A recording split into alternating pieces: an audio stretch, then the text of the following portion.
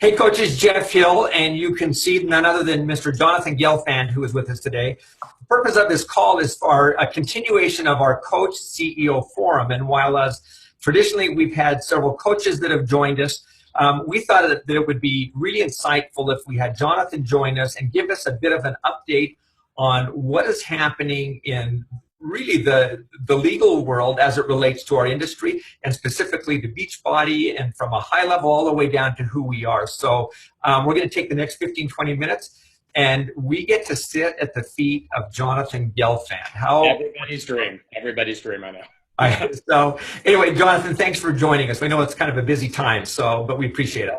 Love addressing the coaches, you know that.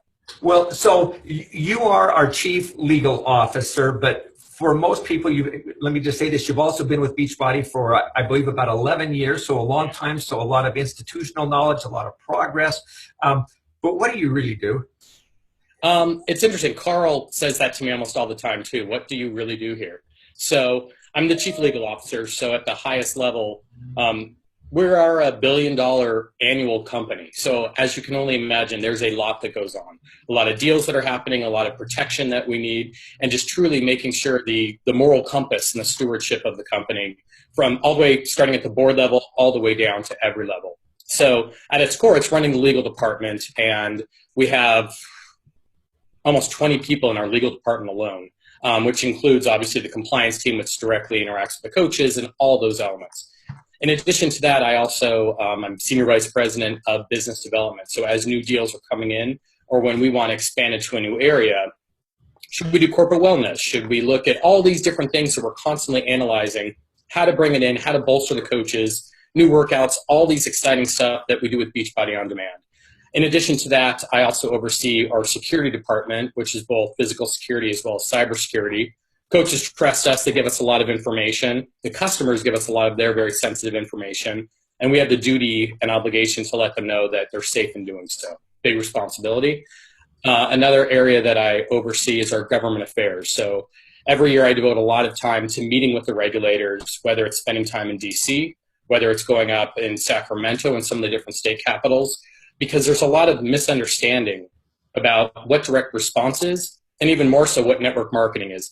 They hear the horrible stories, and it's a pyramid and this and that from some of their constituents, and they never directly get to meet with the companies to hear all the people that we're helping. And it's not helping getting rich, it's helping change lives. It's working with other people so that they can change their other lives. It's the first time you can pay off your Christmas presents. It's these victories which are so much more important than buying a new car or buying a beach house. It's truly putting a name and a face with all the people we're helping. And so the coaches know when I go and meet with them, I bring printouts and pictures of their specific constituents and how your lives have changed. So that's why it's so rewarding and important hearing back from all of our coaches, because true success is when you're able to change other people's lives.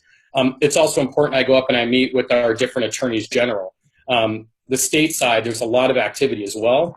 So all these things come together and are a constant circus, if you will, of balancing, keeping everything on track and making sure we're doing the right thing. Well, there's a lot of things that you mentioned there, and obviously it does, like you said, a circus, or keeping a lot of things moving, keeping us. I like to think that really, you keep us safe. That's the core of what I do. But it's also not being so conservative where we stop the business. Being so afraid. You can do cybersecurity and you can just unplug from the internet and you're a lot safer. It's making sure that our business remains competitive, that our coaches have the tools that they need to do to go out there and change lives without shutting everything down, while on the other side, knowing what the FTC is looking at, knowing what the states are looking at to make sure that we're in front of those. And I know we're going to speak about that today. Yeah. So sometimes I like to think you probably keep us safe from ourselves in some respects with our own zeal. But just from someone who's been here about 6 years now, I'll say this about Jonathan that I really do appreciate is that from a legal perspective, Jonathan is a rare talent in that he has a great legal mind. But in addition, I shouldn't be recording this, Jonathan, but I'm going to use it.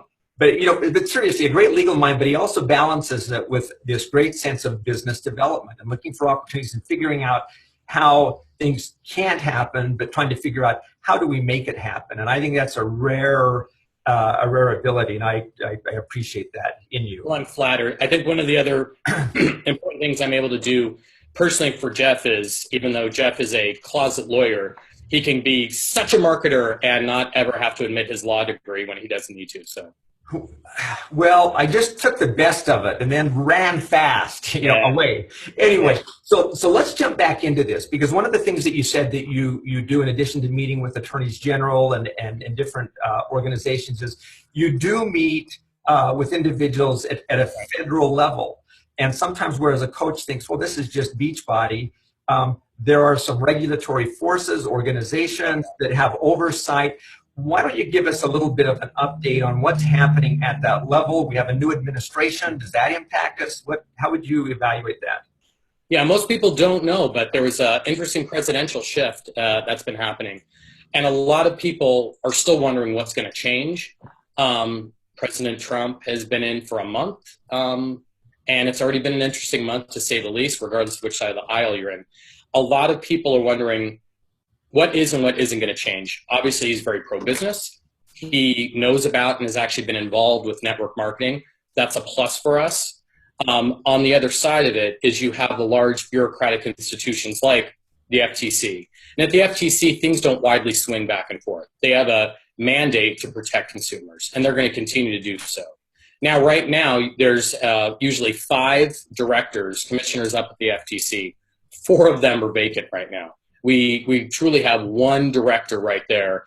And Maureen does have some experience. She is very pro-business. So President Trump is going to be appointing 4 new commissioners to regain a 5-person panel. It's actually mandated that you can only have a majority on either side of the aisle by 1. So there always has to be 3 Democrats or Republicans, which means there's 2 on the other side.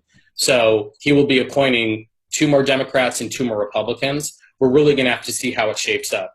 That said, I've talked to some of the one staff level down, and things are not going to change massively.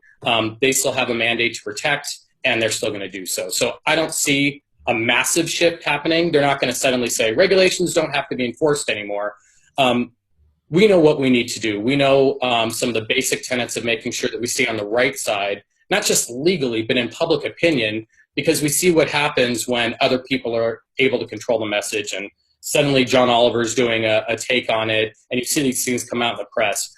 Remaining the good company we are, retaining the high ground of our ethics is critical at this time, of every time, but especially right now. So, having given what I would consider a little context to where we are right now, moving into this new administration, there was still, I don't know that I would refer to it as a movement, but there was obviously some heightened scrutiny, if you will, and part of that was driven by the Herbalife situation. I know Vima has been in the courts. What impact has that had on us, and where is that nudging us, if you will? Yeah, great question. And a good example that both the Herbalife decision, which was huge, and the Vima, and both were actually settlements with the FTC, neither one had anything to do with the administration. That was done at the FTC level. It didn't go to an Obama level in 2016, nor would Trump's administration impact something like that. Vima and Herbalife clearly show that there's a lot of attention right now being placed on network marketing. Herbalife came about because, frankly, somebody on the other side, Ackman, placed $1 billion, yes, billion with a B, short on Herbalife stock.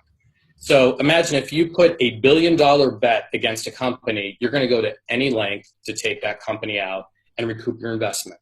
So it's sad that an economic decision is impacting so many lives. The distributors at Herbalife, the employees at Herbalife, all over people arguing over a stock value. What that has caused, though, is surfacing a lot of the issues of, is network marketing a fair industry? And it truly went to the core root level of, is this a fair industry? And I'm on the board of the Direct Selling Association. I try and stay very active on these different matters. And we know that we're operating a fair industry. All the coaches that are involved know that they're doing the right thing. Right now, it gets a lot of attention to show people saying, you can get rich quick. And in just 1 month, you can make a lot of money. Vima's older business model was they would literally, and it's embarrassing, they would go onto college campuses with one of the former students who would drive up in his or her own Ferrari, hand out Vima materials and say, you guys are idiots paying for school, going into debt, and spending your time doing this when you can have all of this in just a few months. That's the kind of thing that makes the news. That's the kind of thing that upsets Congress people. That's the kind of thing that's going to get you shut down. So plain and simple, right now, if you're targeting elderly, if you're targeting kids, if you're targeting students, you're already going to be a suspect class. What it really, really showed, and what both decisions spend a lot of time discussing, are income claims and product claims. They went into their comp plans and preferred customers and all those other issues. And I can talk to any coaches about that if you ever need to fall asleep. I can talk to you about it as you lay down and go into more detail than you want. But the core of what was discussed at length, the commonality of both those, income claims are being looked at. The FTC has been very, very vocal, meeting with a few of us saying, we are looking at your websites. We are sending people, we're going to tell you we're doing it. We're sending people with undercover cameras, and we're going to your distributor meetings. Not just a big annual event like our summit at Beachbody, and not even as big of a Super Saturday, but we are showing up at opportunity meetings and we're taping them. And when you talk about how much money everybody makes, they're recording that. They compiled a little video for us where they went to a couple different opportunity meetings. Beachbody was not part of it, which was great, but the things that are being said, and you can see the distributors, they meant the right thing about the exciting opportunity. But when you play a short clip about how much money you can make, how fast you can make it, it becomes very, very problematic. These are the things that compliance is going to be spending a lot more energy around. And in fact, you may have seen, I've been working with Jemima and her whole team who works tirelessly.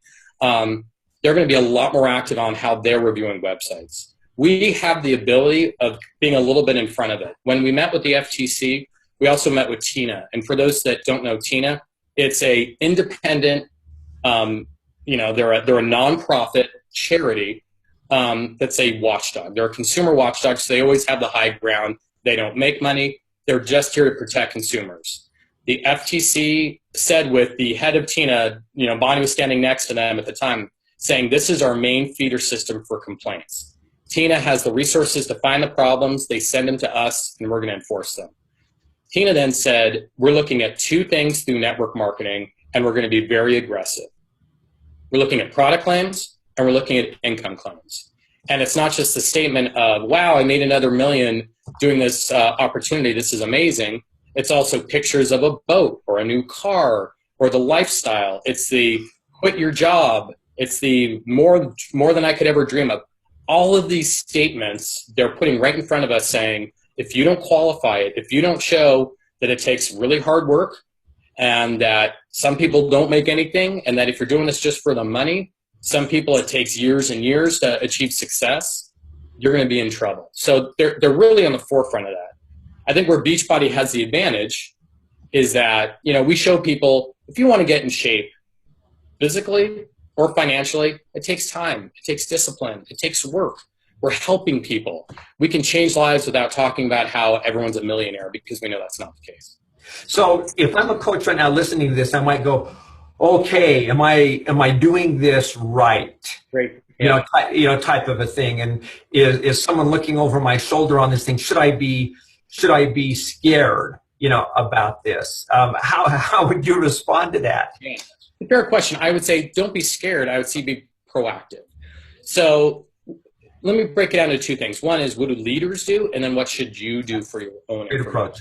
I think they're both important. Individually, so there's a lot of people that update their website or update their marketing materials, and they send them into compliance. And it's a great way when you're on the early side. We'll work with you. Jemima and her team, they have an amazing response time, especially they know that you're doing the right thing. You're being proactive. They'll tell you, this is all great, tweak this, and that. And then you're set. And it's kind of great where you don't have to worry about compliance knocking on your door because you've already got it cleared through them. We are also proactively looking at websites, and some people have been very vocal on the wall, I'll get to that in a second, about hearing from compliance. We know the FTC is looking at this. We know TINA is looking at this. We know that the different states are looking at this. So I've asked compliance to look at this. If we can find it, they can find it. So what we're doing is we're reaching out to coaches, and it doesn't matter if you're a 10-star diamond or if you're a Ruby coach, it impacts us all the same. they're going to give you 5 business days to get it fixed. If you need more time, just write into compliance, let them know what you need. We understand, we'll mark it down. But we need these things fixed. When this happens to you, please work with compliance and fix it.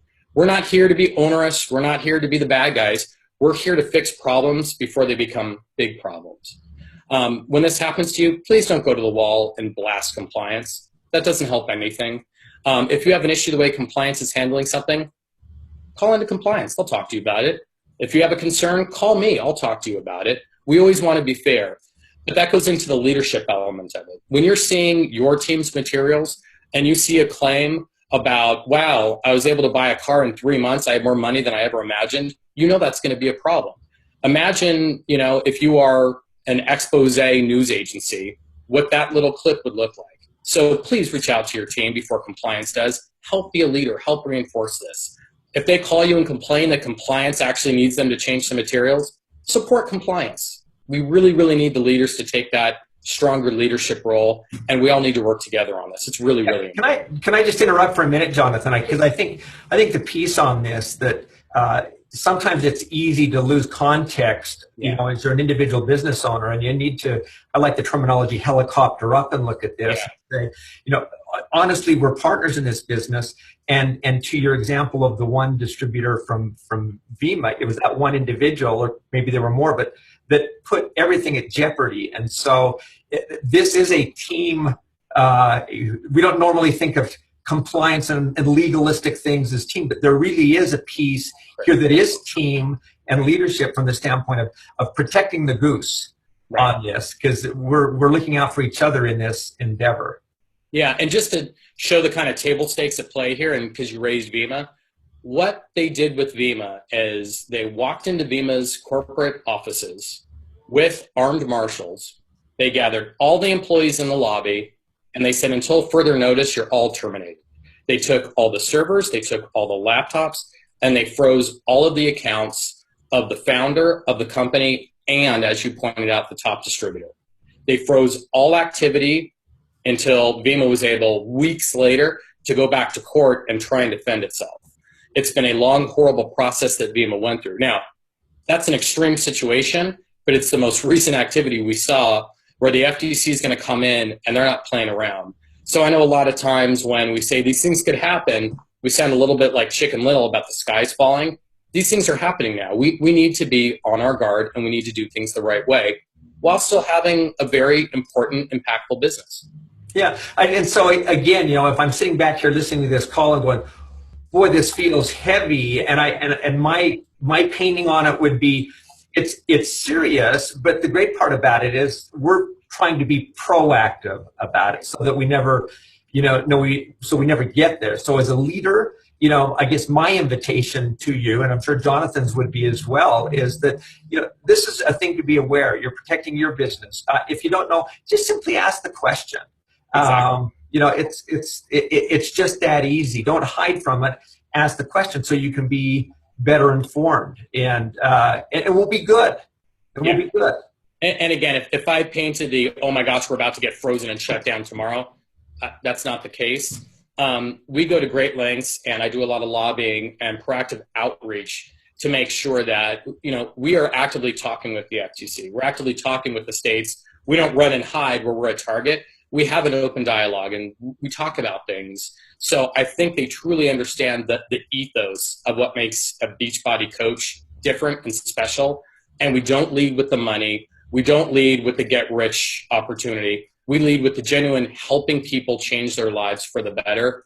And they truly, truly get it. Doesn't mean that we don't have to play by the rules, but I think we've invested enough and we've earned enough goodwill to have an open dialogue because we genuinely want to do the right things, but we have to back up our talk with action.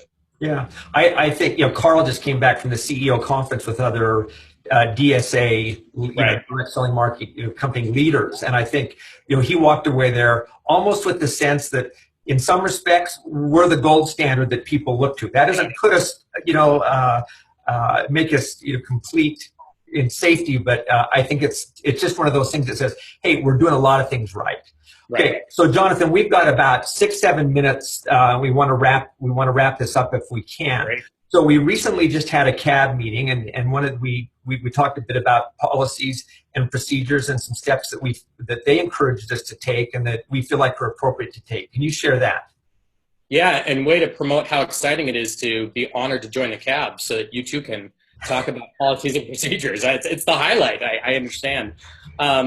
One of the things that really came up is how do we protect the business? And, we talked about a lot of the elements that we just talked about with the regulatory update and the more proactive review and audit that the compliance team is doing. But we also talked about what we're seeing from poaching and people who have every right to fulfill their dreams. And if you're a Beachbody coach and you would rather participate in another MLM and join that MLM, you have the right to do it. That's one of the benefits of being your own CEO. The unfortunate side that we're seeing was there was a lot of poaching and there's a lot of joining Facebook groups just to promote the other opportunity. And that's what's unacceptable. So our original charter when I was working on the PMP was, hey, let's be more liberal than almost all the other companies out there. As you know, Jeff, I'm constantly benchmarking us. I'm very active. I used to run the general counsel forum with the GC at the DSA. And the main GCs, GC we get to, meaning general counsel. I apologize for the companies, yeah. General counsel, be either the chief legal officer or the general counsel. And we use each other as sounding boards. And frankly, we share where we fall out on the policy.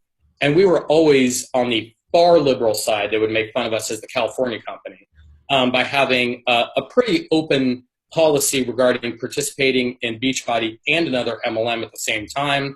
And we kind of had this tightrope of how you can try and manage it.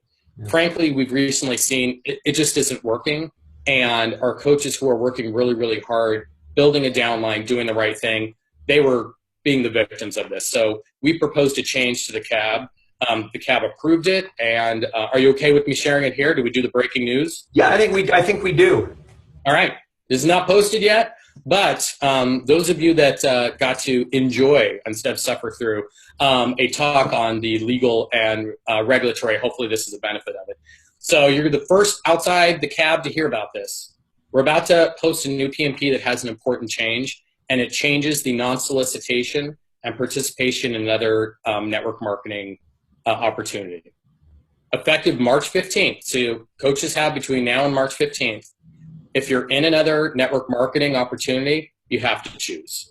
It isn't working trying to have one foot in Beachbody and one foot in another. I would argue that it doesn't work for your business either, for either opportunity, but it's definitely not working from the non-solicitation poaching elements. So either you're in Beachbody or you're in another opportunity. If you're in another network marketing opportunity at any time you're a coach, you'll be contacted by compliance. Your account will be immediately suspended, and either you make it right and then you serve your suspension and it's lifted, or otherwise we'll be terminating the account. We don't mean to be heavy-handed in this, but this is one area where we can't keep letting our coaches who are working so hard to build and work with people being poached. So how does being a customer buying someone else's products? Well done, Jeff. That was the next element. Okay. Now, if you love lipstick from Arbonne or all these different great other MLMs that have great products, you can be a preferred customer. You can be a discount customer. However, if you're getting any form of compensation, and this means if you're getting free product, if you're getting paid, if you're getting a referral bonus, if you're getting anything, that functionally means that we're going to treat you as a distributor. So if you're bringing other people into this other opportunity and you're getting something back for it, you're a distributor, and that's prohibited. If you love lipstick or wine or any of these other elements and you're just acting as a customer and you're not bringing other people into that other thing and getting something for it, that's fine. So if you can just be a preferred customer or just be a discount customer or just be a regular customer, that's not a problem. Where it becomes a problem is if you're getting something in return and being a distributor in both. Yeah. So let me maybe just add a little bit of context to this from my perspective. Yeah. My perspective meaning, I've got a legal background, but probably more importantly than that, being more balanced, fair and balanced. Right. Is from the concept of having participated, being an executive with some other companies. Mm-hmm. I can very accurately tell you that what we are doing is in line really with industry standard. In fact, I don't know any other company that doesn't do where we are now moving to. And so in some respects, we're probably late to the game on this, but it's certainly been well intended. And we do think it's the right thing to do to protect your business, your organization's businesses, while respecting your freedom to choose if you want to do something else. We think that's, certainly that's within your choice to do so. Absolutely. So, people remain CEOs, but you're right, Jeff. When I reached out to my other colleagues at these other companies and we reviewed their policies and procedures, this change is exactly in line where everyone is. And in all the discussions I had, they would always say, sooner or later, you're going to need to do this, because unfortunately, you just have to protect people that are working hard to build a genuine organization. Yeah. So you talked about this change effective March 15th. Right. My understanding is here within the next little bit, we're going to be posting these on the wall. We'll be sharing those publicly, so everyone's put on, We'll have an FAQ. We'll have all those elements so people are equipped with the right information. Okay. All right. We've got to wrap this, Jonathan. We've talked about some great things from a business partner standpoint. Okay. Yeah. We try and bring the legal and we try and bring regulatory and make sure that we are doing the right thing, but genuinely, and I think you have heard me say this time and time again, coaches, we are here in compliance to help you, not to bust you. We genuinely want to work with you. Reach out to us, bring us in the fold, let us know where there's problems, let us offer some solutions. We love partnering with coaches. We've worked with a great many of you. So hopefully you can share some of those elements, but we need your help. Absolutely. Jemima and the whole team, they do amazing work, but we can't see everything and we can't do everything. We really need the leaders to really hold hands, and we need to lock arms and make sure that we're doing the right thing. Yeah. Well, I appreciate your time, Jonathan. I appreciate the spirit, honestly, in which you conduct this part of our business. Thank you. It's critical to our success. I think having an advocate literally in Washington, D.C. at the state level, all those pieces are absolutely critical. And again, I'll reinforce that Jonathan's got his pulse on what's happening and guiding us there. So if I'm a coach, if I'm a leader, I would get off this call and I would go, we're in the good hands, in the direction we're having. So coaches, hopefully this has been beneficial to you. Knowing this information is every bit as important as knowing, how to do other elements of this business. So we thought this was key. And with that, we're going to say thank you for joining us and take care. And again, thank you, Jonathan. Jeff, let me leave the coaches with one thing. If you need to get a hold of me directly, I know you find me on Facebook pretty easily. I'm Jonathan at beachbody.com. Let me know how I can help. We're all in this together. Thank you. Jonathan at beachbody.com. That sounds like a talk show. As simple as we get, right? All right. Thanks, guys. Thank you.